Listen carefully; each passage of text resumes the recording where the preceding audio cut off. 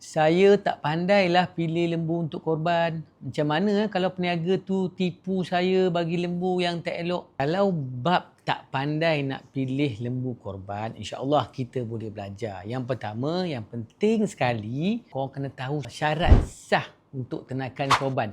Yang pertama, lembu tu kena cukup umur ataupun kambing tu kena cukup umur. Yang kedua, lembu ataupun ternakan korban tu kena sehat dan tidak berpenyakit.